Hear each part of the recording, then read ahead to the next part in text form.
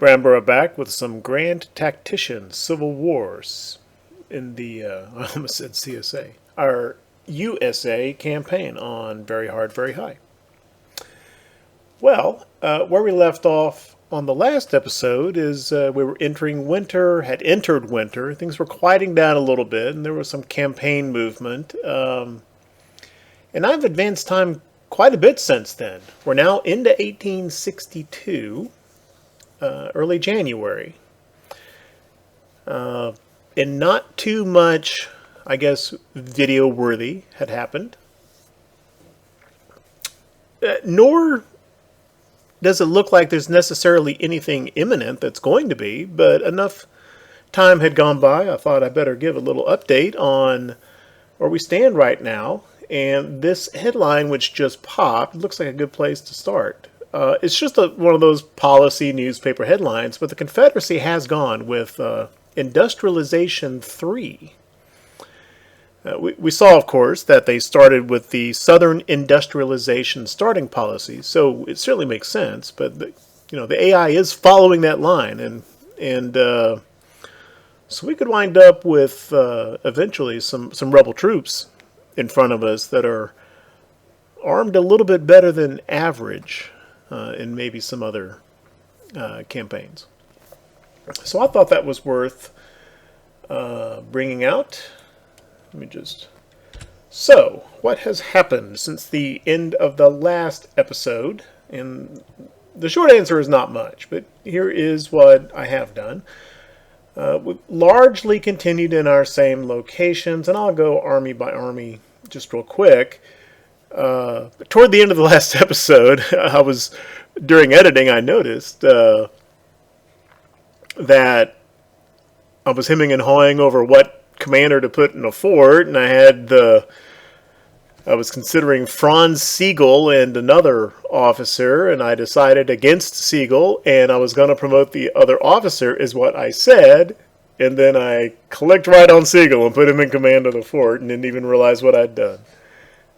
I left him there. I've built a couple more forts since then. And the other guy got his fort too. And yeah, maybe a fort.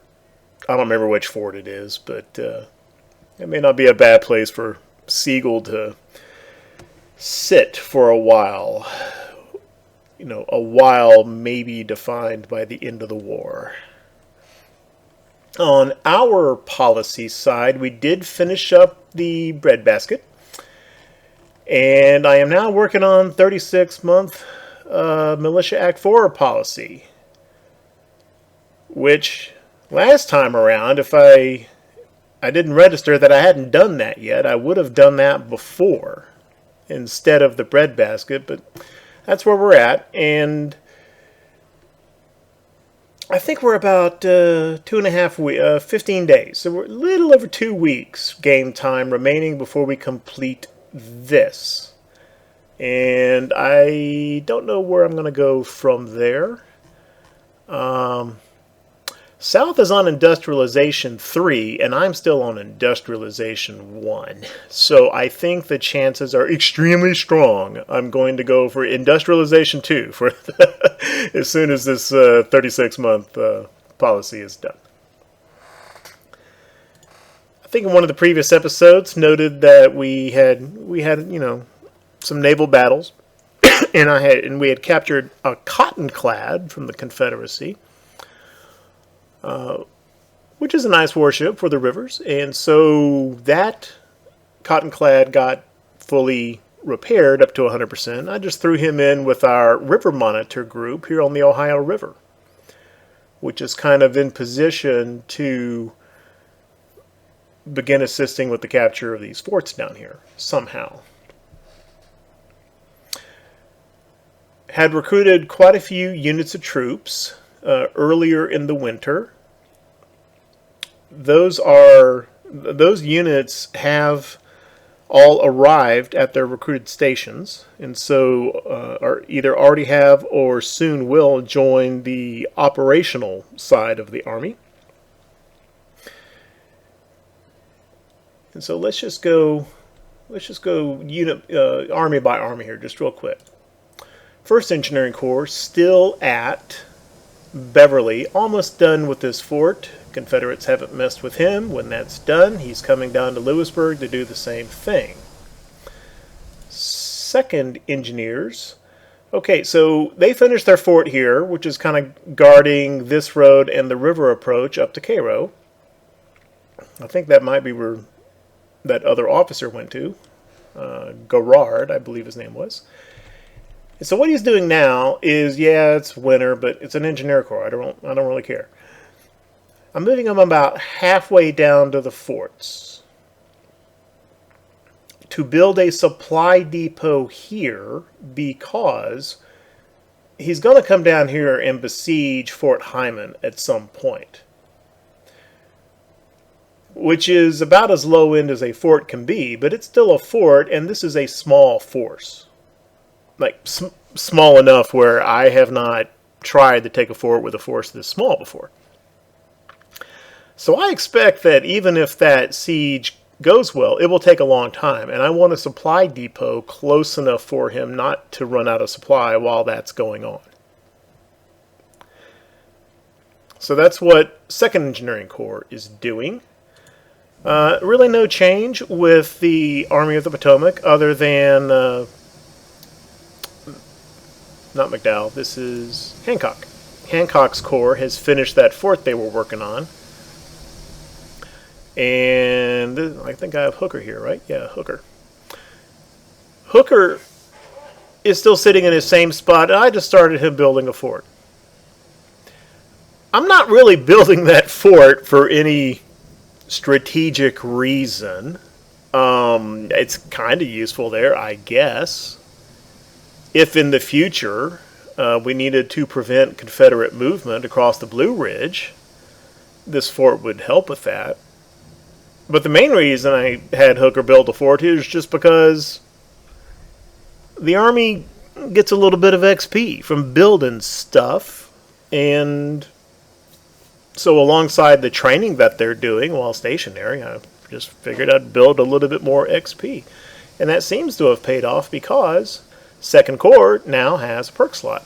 So he'll get his first perk, and that'll be Flying Column. Each corps, and army, but each corps gets up to 3 perks.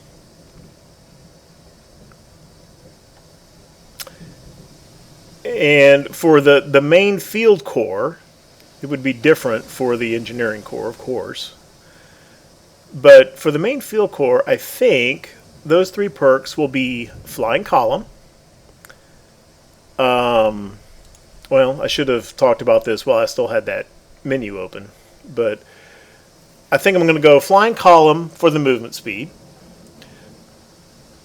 Pontoon bridges, because it helps with supply efficiency. I mean, it helps cross rivers too, but that's not what attracts me to it. It's the supply bit. And for the 3rd perk, I'm going to try going with, I forget the exact name of it, land torpedoes, I think. But the benefit, its bonus is it enhances that army's skirmishing. Because it's a corps level perk, I'm not sure that that refers to detached skirmishers like in a tactical battle. I think that refers to the effectiveness of that army in its zone of control. And the movement speed of nearby enemy armies and corps, and how many casualties that they might take during a pursuit and retreat phase. And also how long that phase lasts. Like if we win a battle, there's always that bit afterward where they're retreating, but they're fighting a rearguard action, and more casualties are occurring. And I'm not sure, but I think that perk probably pertains to that. I don't know. There's probably better choices, but I was just kind of interested in that, so I'm going to try it out. I did try it out in the last campaign for Longstreet's Corps in the CSA series, but it was real late in the war and really didn't get a chance to see how that worked.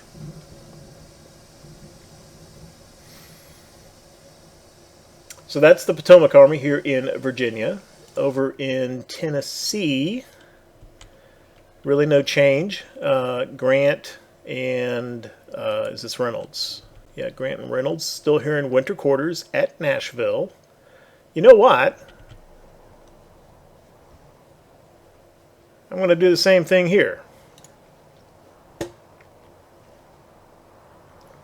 We've still got almost 2 months of winter weather.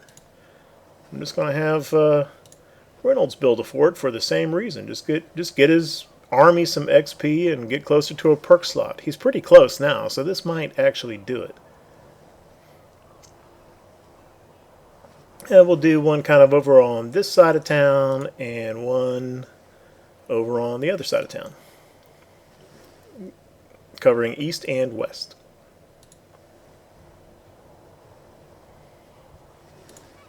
Right. Do I feel like I really need those? Well, actually, I do kind of need those forts. At some point, Grant's army is going to start moving. And,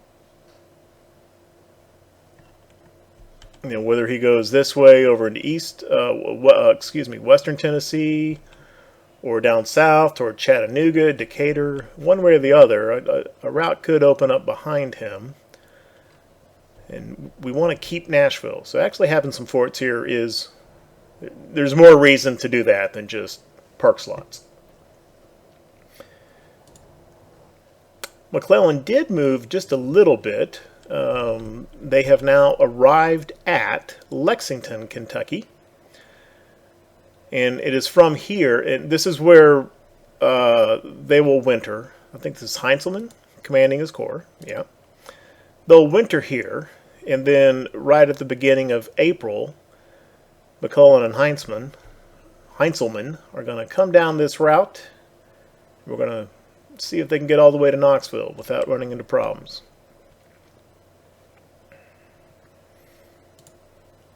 Over here, Steedman's Mississippi Army, with Lyon in command of the 5th Corps, still at Memphis.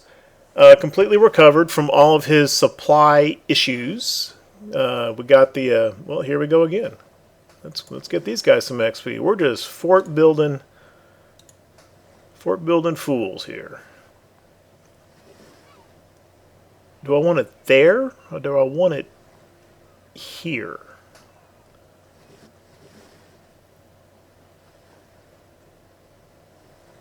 Or do I want it here?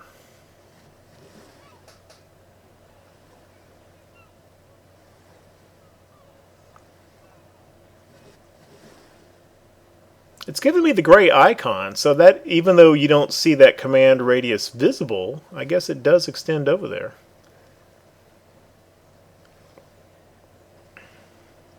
I like this location because A, it covers the river, and B, later, once Mississippi Army, or Army of the Mississippi, moves elsewhere, if a Confederate force tries to slip into and take Memphis, it is probably more likely to come from the west, out of Arkansas. I think this is a good spot. And it gets Lyon's Corps some XP.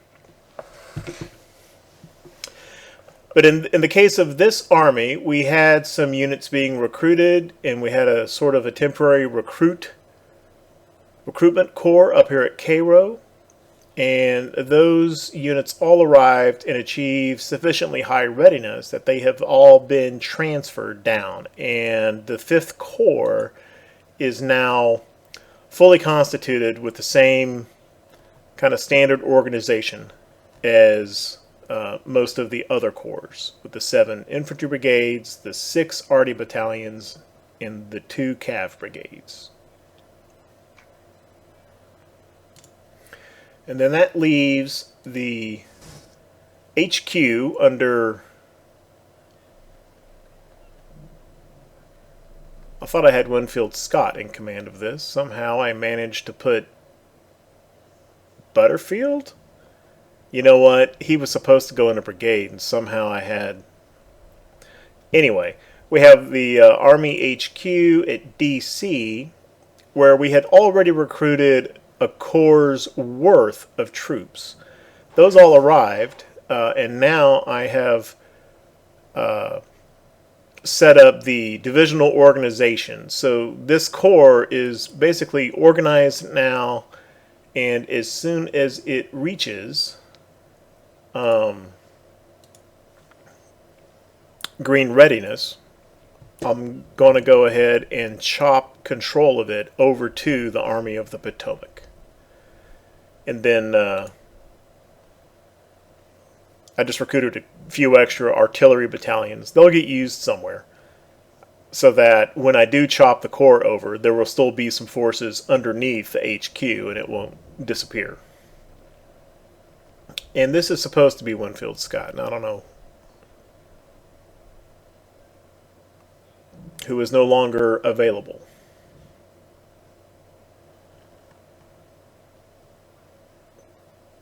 Does the game eventually take Winfield Scott away?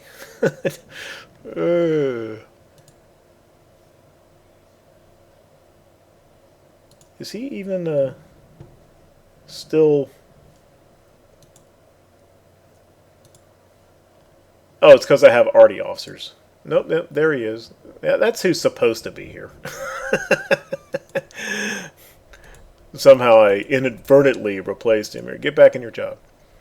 I also promoted Halleck all the way to Major General, and that is because he is going to set up an additional administrative command like this over in the West. Somewhere like in Indiana, or probably Indiana. That sounds like a good place. Because we've got this corps done. We filled out the Mississippi, the 5th Corps. The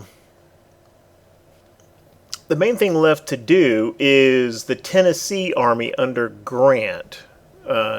Need to recruit its 2nd Corps and make that a 2-corps army. And the only reason, and we have the troops for it, our manpower pool is at 66,000. So I have plenty of troops to recruit that corps. And the only reason I haven't done so yet is, and this will sound familiar, I'm going to do it in about 2 weeks when this 36-month policy is done. Okay, look at my cheaty notes here and see if I covered everything. Yeah, the only... And I mentioned the cotton-clad ram, but also a few more little Confederate captured ships got repaired, renamed USS enough so that I've got yet another little scouting squadron forming here at Evansville. And we're kind of flooding the rivers over here now with these little things. We moved this squadron all the way up the Arkansas, and we did get sight on the Western Army. Still estimated to be about 4,000 troops. And did not get vision, but at the time that this squadron arrived here, this supply depot was building. And so this has to be where that Missouri State Guard was at that time, which wasn't very long ago. And very, very likely that's where it still is.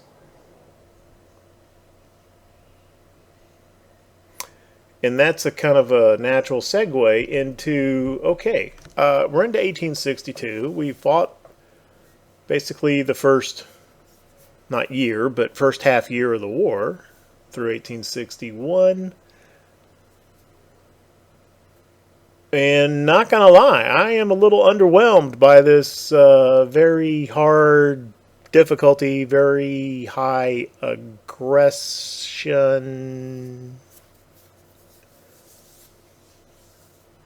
The Confederacy seemed pretty passive to me. And this isn't. I do have a previous Union campaign on the channel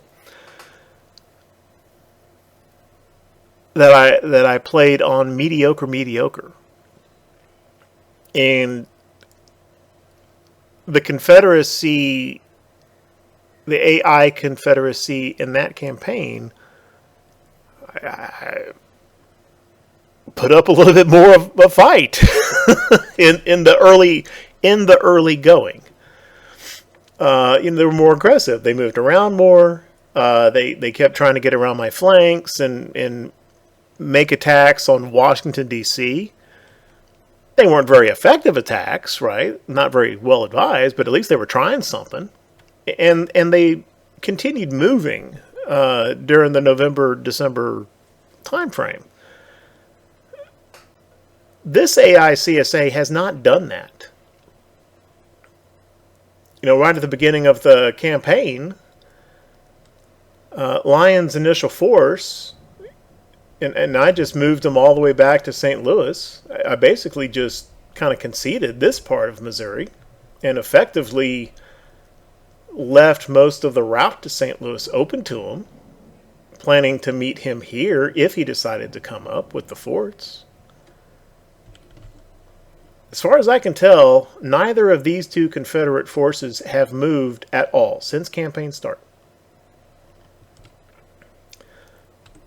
Polk made a little bit of a movement, came up into Kentucky, has not done anything since, and same thing over here in Virginia. The Confederate forces have not moved at all since the beginning of winter.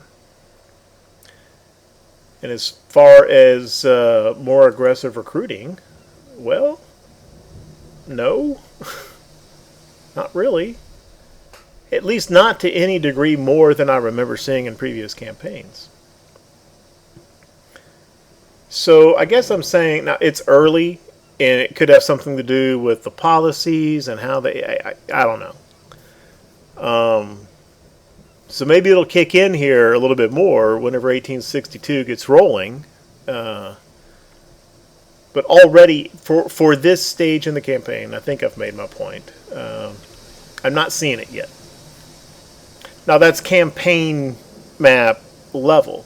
In the tactical battles, I do feel like I'm seeing Confederate units hang tough under fire longer than what I'm used to, and the casualty ratios are still comfortably, so far, comfortably in our favor, but by less of a margin than a lot of battles that I've seen in the past. So I think I am seeing a little bit of effect there. Anyway, enough on that. So that is what has happened so far this winter, and let's just advance time some and see if anything occurs.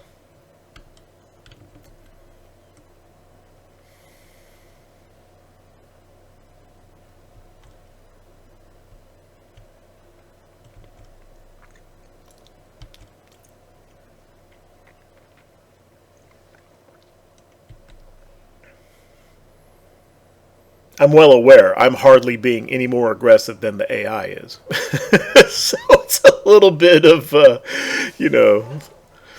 throwing rocks through the broken windows of my own glass house. But, I'm not comparing him to me. I'm comparing him to other AI I've seen.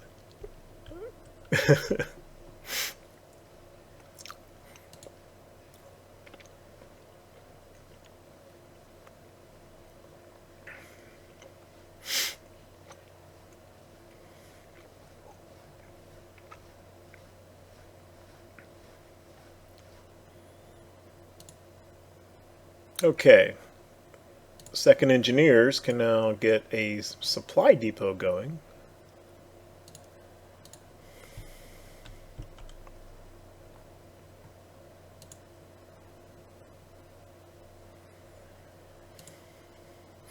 One thing interesting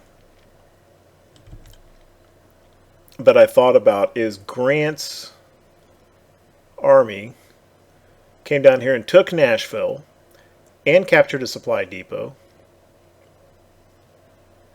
But in so doing, they kind of left this void behind them, which allowed Bowling Green to turn back Confederate. Which, mentioned that before. He's in a good supply situation, and he's drawing on this depot, which is working fine. However, the material in this depot has depleted. It's down to about half of what it was at the time that we captured it. It's not clear to me that there is a route by which the overall, national infrastructure can move supplies to replenish this depot.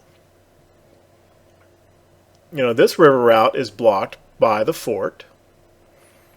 And, these are Confederate infrastructure points here. This river blocked.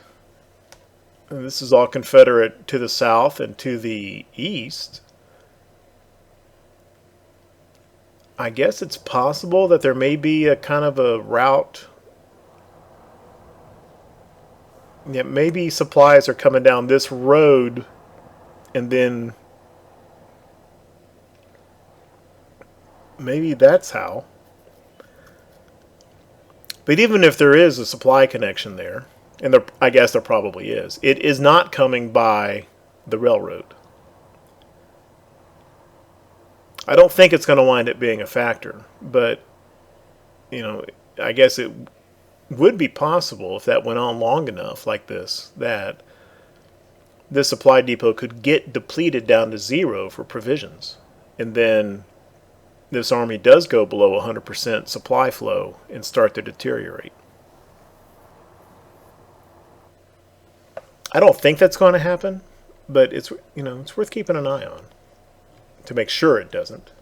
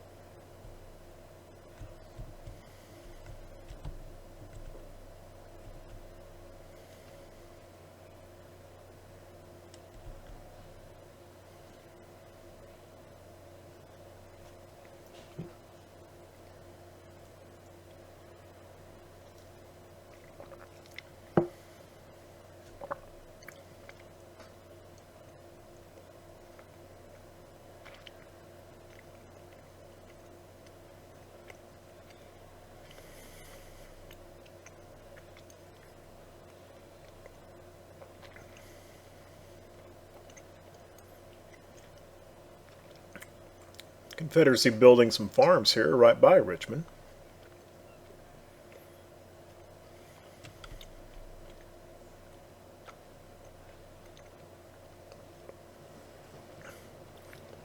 They also had Hancock build another supply depot here to support operations further south.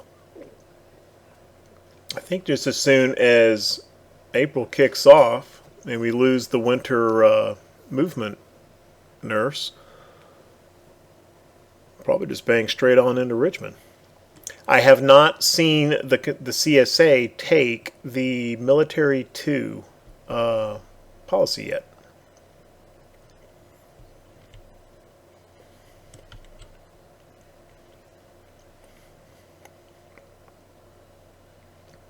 Just about done with this fort. One more day.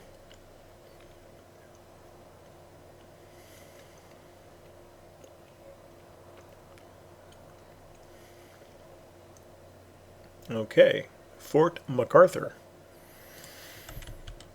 Alright, let's get these guys moving down to Lewisburg.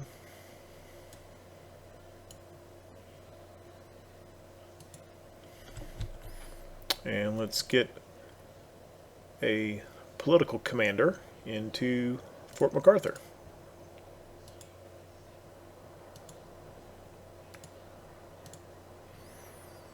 Which, however bad that commander may be, he's still going to be better than this guy.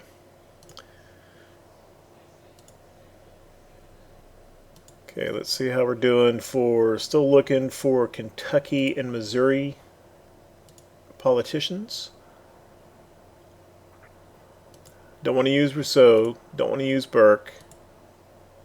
Speed Fry, welcome to your new command at Beverly, West Virginia.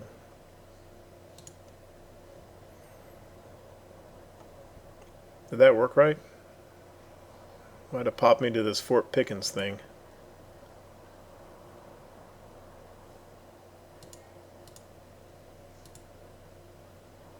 Oh, because I have the filter.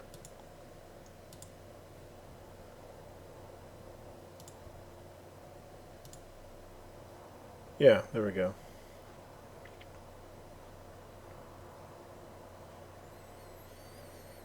Do I need a brigade garrison here? I don't think so. Okay, enough of that. I did order this. Yeah, okay.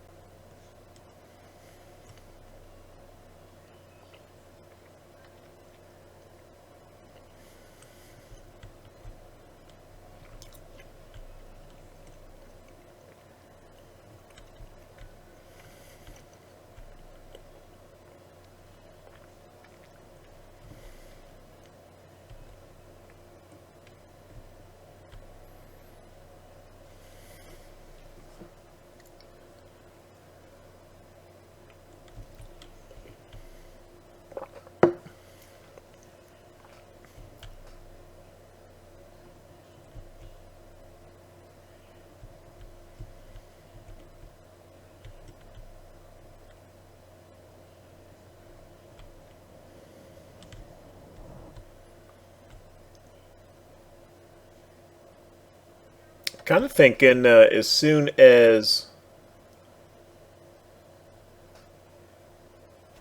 winter's over, maybe have the Army of the Mississippi just come straight over here and take Little Rock. Maybe.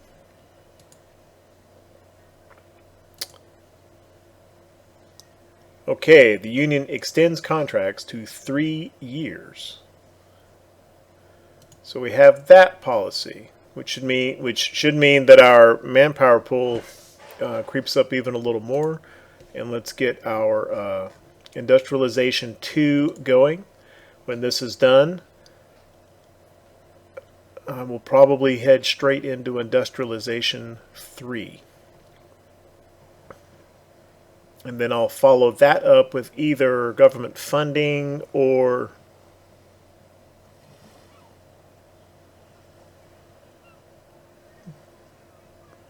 it'll probably be government funding. Especially since I'm about to recruit a bunch more troops. Speaking of which, okay, we're setting up a new army. And let's go with Indiana. It's not giving me Indiana as a choice.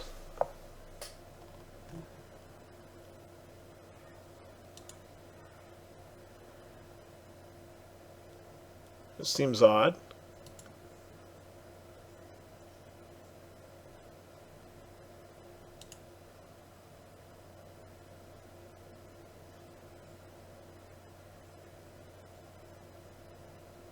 I think that might be because I already formed one army in Indiana. That was Grant's.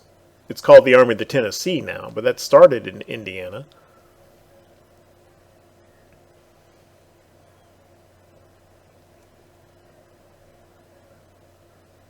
I'm sure I've started more than one army in a state during a campaign before. Anyway, what's close? Well, we can make it right in Kentucky. No, that's too close. I want them well away. Ohio is not available. Indiana is not available.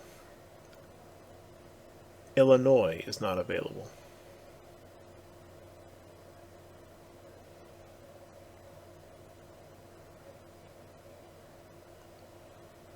Okay, looks like we're making it in Kentucky.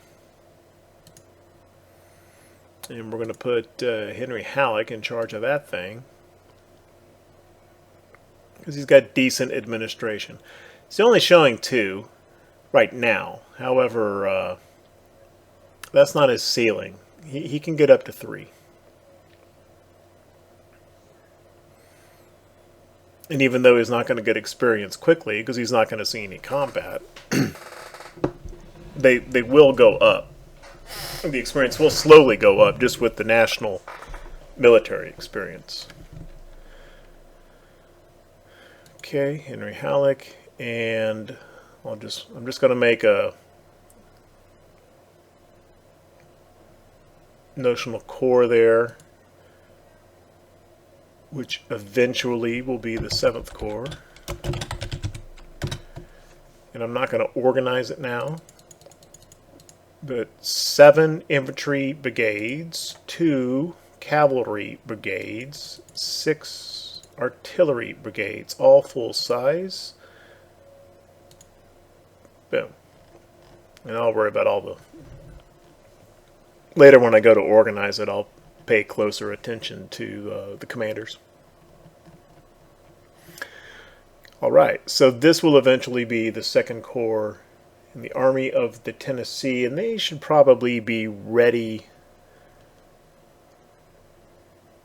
hopefully by the beginning of April. And where did it actually? That's a fine spot.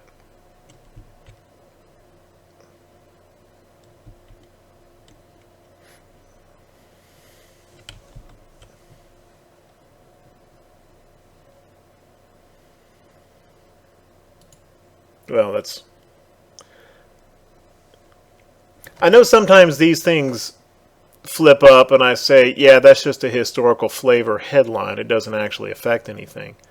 This one I'm not so sure. It's about an industrial disaster in the UK. Or in England. I don't know if it's called the UK at this point yet. And so I always thought, yeah, whatever, as far as the game goes. But I wonder if this, coal mining accident, I wonder if somehow this affects the price of coal in the trade system. I don't know.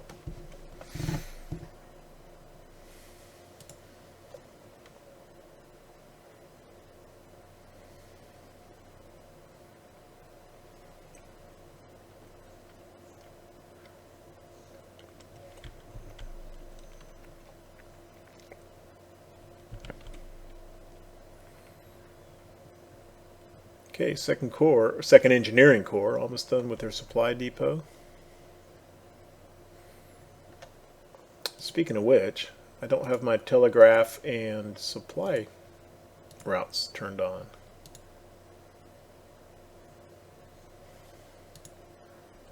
Now I do.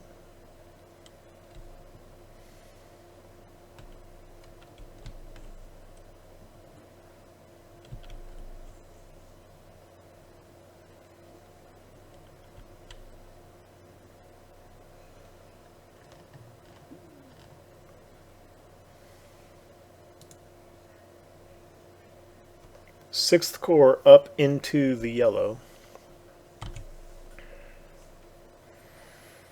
And he's well within range of McDowell's command radius. I'm going to go ahead and just chop them over right now.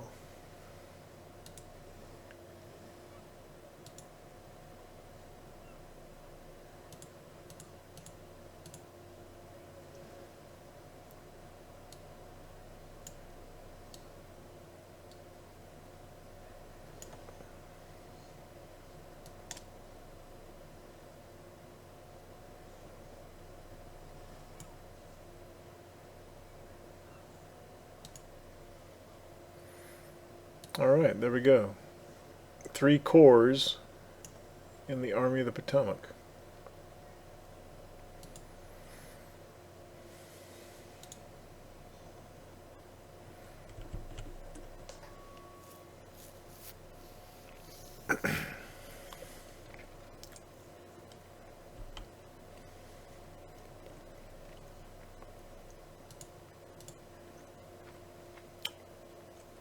Oh, let's see how our ships are doing.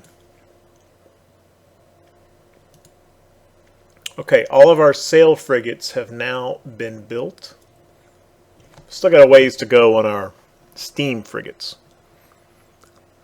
And I've got 2 ex-Confederate steamers ready to go somewhere.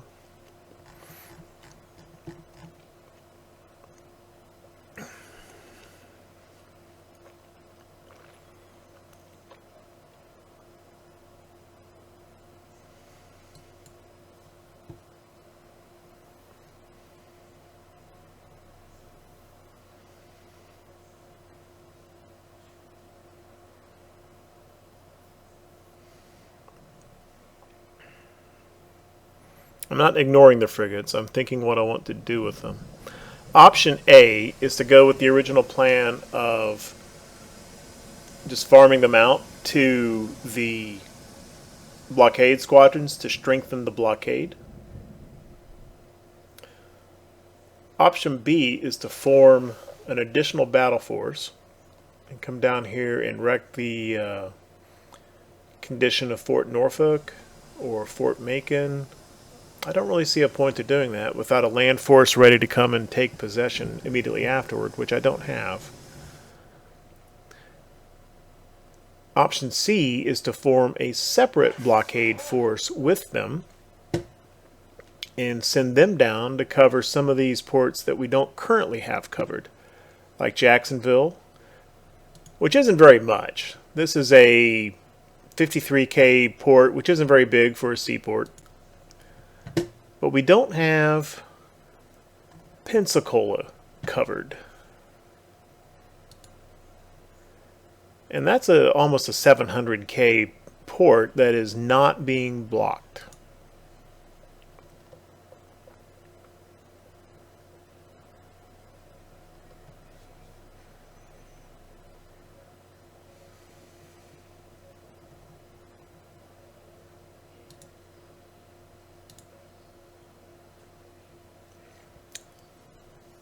Meanwhile, we're getting pretty good blockage of the forts that we are covering.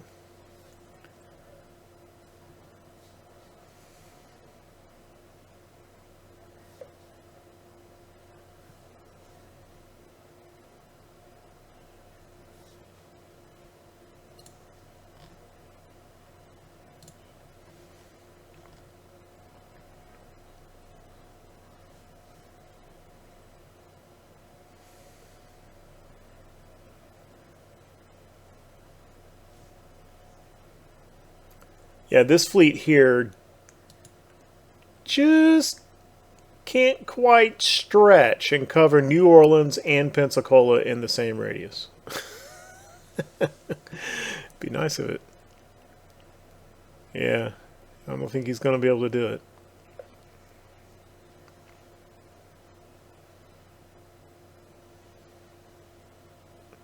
Okay, that one is historical flavor. If this fleet could sit right here inside these barrier islands, he might be able to. But he can't do that because of these forts. So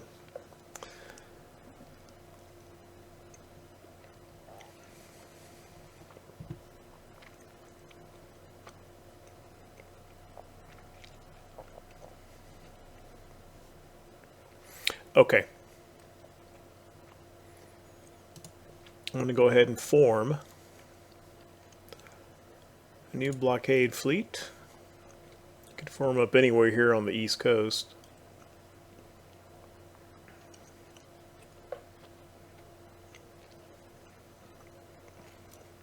Baltimore's fine.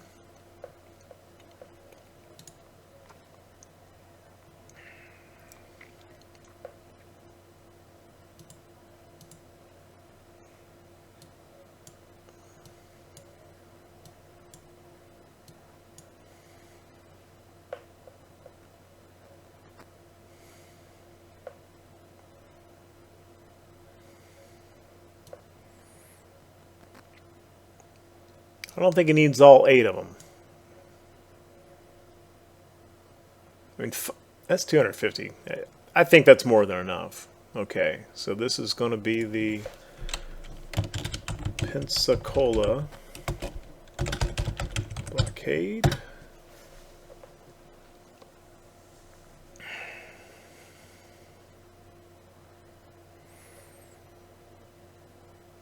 And I believe I have read before that cunning is a fairly effective stat for specifically for blockading. Well, this guy looks pretty good anyway. So, Commander Walk, off you go to the Florida Panhandle. Once your ships are ready.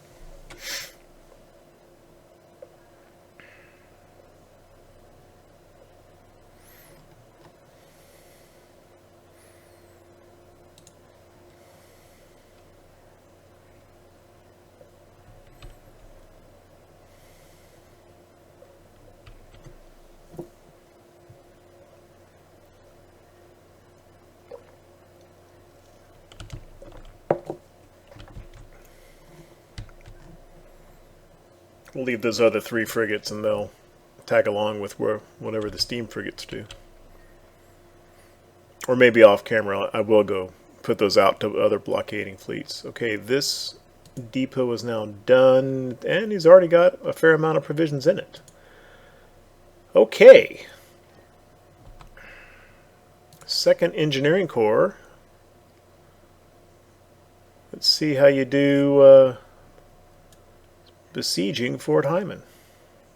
Off you go. Have fun.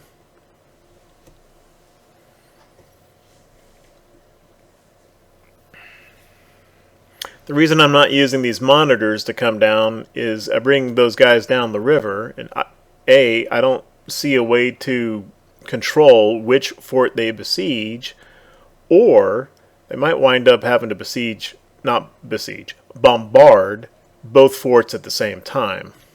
Yeah, I'm not a big fan of either one of those scenarios.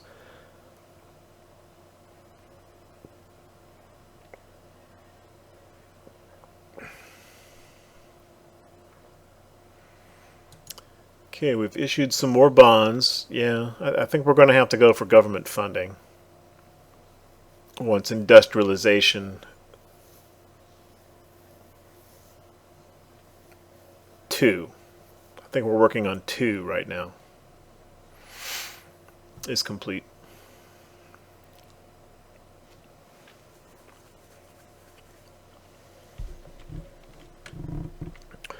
Okay, the CSA is just now getting to Diplomacy 1. So now they're getting Enfields and Lorenz rifles.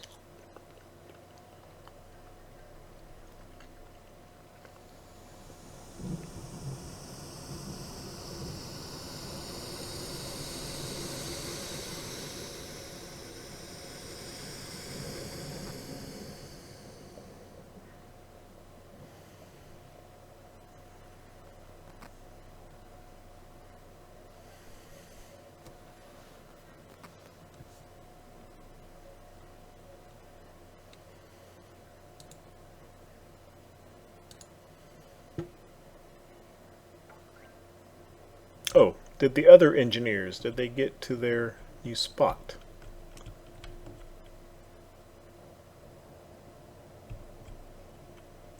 They have. And they're actually in decent supply, right where they are. Due to their small size, no doubt. Okay, let's get this other fort going over here.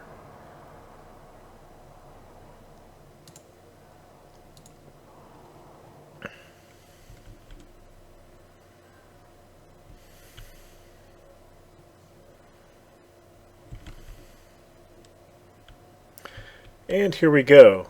So this little bitty engineering corps has now besieged Fort Hyman, and let's see what the game thinks his chances are. just a hair better than even. 53-47. Okay, we'll see how that. Dare I auto assault? Oh.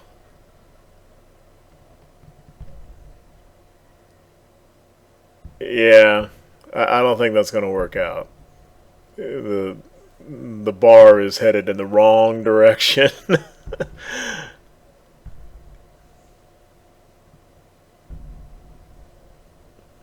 Oh well, maybe he'll at least get some experience out of it. Even if he loses and has to retreat, he'll get XP and he'll get his perk slot open.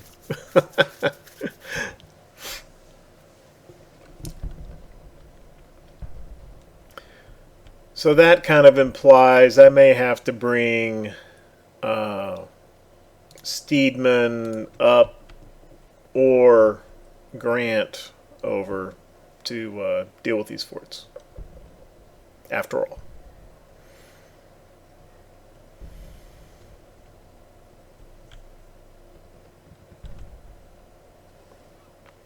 So logic would suggest, what if I bring the monitors down and engage as well, so that that fort is both besieged and getting bombarded? That would obviously be the best case scenario. However, it just doesn't work like that. I've tried that before. It's an either or thing. What are you gonna do?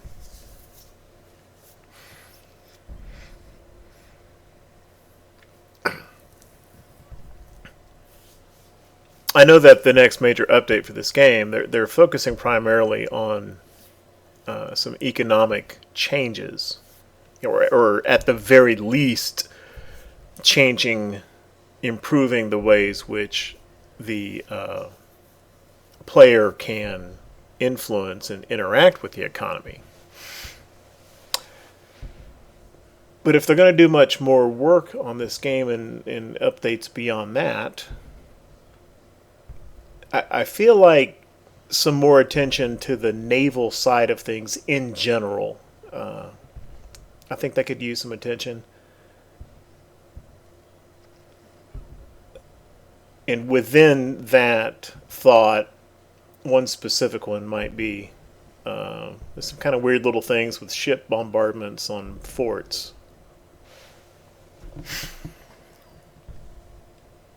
Enabling a combined, land-sea combined assault on a fort like that, I think would be a realistic and welcome addition to the game. Which, as most people probably know, these two forts here are historical. Fort Hyman probably is too, but Grant's first major success, how he first kind of the first feather in his cap during this war, was the capture of these two forts early in 1862. And that little kind of mini campaign was exactly what I'm talking about. That was very much a combined Army-Navy affair to establish control on these rivers.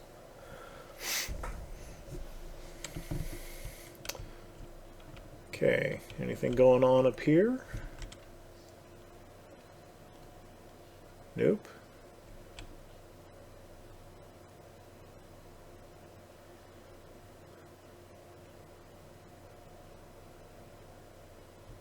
We do have vision now on the Confederate Army of the Potomac sitting here at Newmarket. I'm not sure we had that before. Estimated 30,000 men. Army of the Northwest, which was pretty small, it is now estimated to be up to 18,000. Okay, so they're turning on the recruiting spigot now. And Johnston, about the same, 33,000 now. Those are estimates, of course. His actual number may not have changed very much. How about Hampton? Not Hampton, the Hampton Division. Still 1,300. For the longest time, I thought this referred to the Hampton Legion, led by General Wade Hampton. It doesn't. It's named the Hampton Division because of Hampton, Virginia. It's actually commanded by John Magruder. I think I mentioned that before in a previous episode.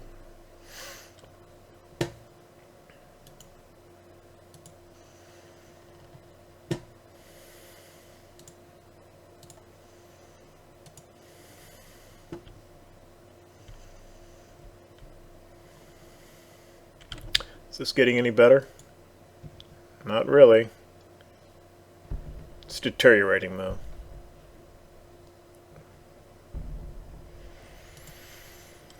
Okay. On the other hand, Polk doesn't seem to be the least bit concerned about this fort siege going on.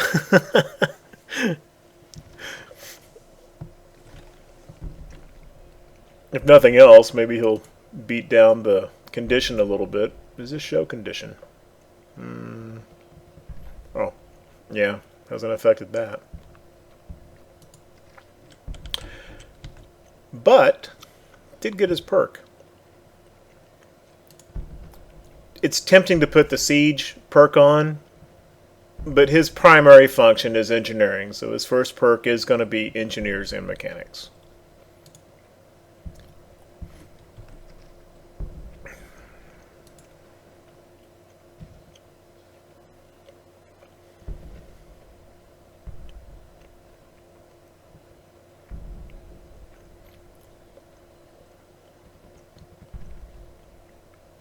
I'm almost tempted to just retreat him now.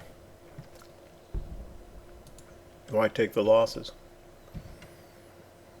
On the other hand, he's building XP now toward his second perk. Slot. We're toward the end of February.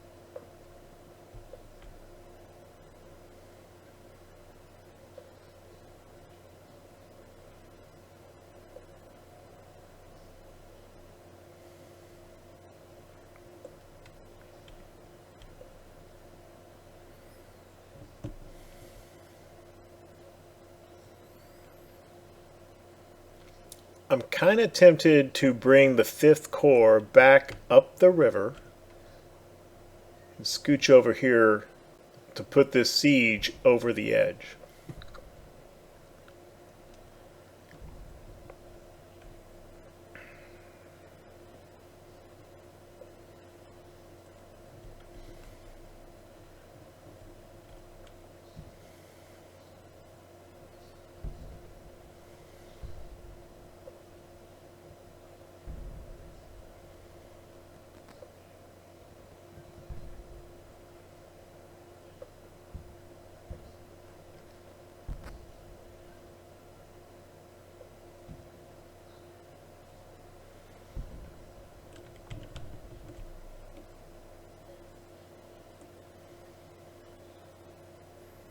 On the other hand, I don't really...